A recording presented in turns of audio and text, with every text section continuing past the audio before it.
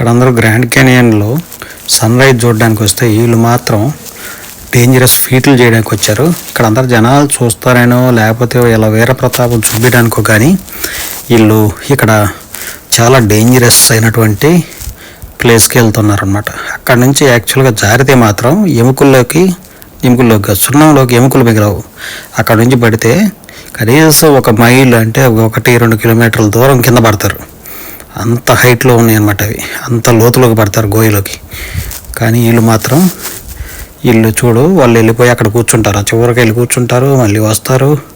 అవతల ఇంకా దూరంగా కూడా ఉన్నారు చూడు. వీళ్ళు ఈ సన్నటి ఏరియా ద్వారా అక్కడికి వెళ్తారు. ఏదైనా కొంచెం కాలు జారిందంటే చాలు అక్కడి నుంచి వచ్చి కింద పడిపోతారు. చాలా డేంజరస్ ప్లేస్. ఇక్కడ ఎంత బ్యూటిఫుల్ సన్ రైజ్ ఉంటుందో అంతే డేంజరస్ ప్లేస్ కూడా ఉంటుంది అన్నమాట. ఇక్కడికి వెళ్ళేటప్పుడు చాలా జాగ్రత్తగా, అసలు లోపలికి దిగకూడదు. కానీ వీళ్ళు మాత్రం క్రాస్ చేసి వెళ్ళిపోయారు. ఇలా ప్రతిసారి ఎవరొకరు వెళ్తూ ఉంటారు ఎవ్రీ వీక్.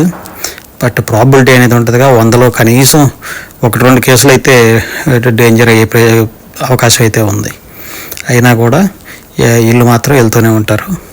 అంతే, యువత ఎవరు చెప్పినా వినరు అనమాట.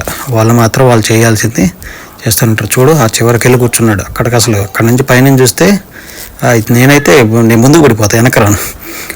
చూడు, లోతు చూడు. ఒకసారి కెమెరా తిప్పి చూపిస్తున్నా. కింద చూడు అసలు ఎంత దూరం ఉందో కింద.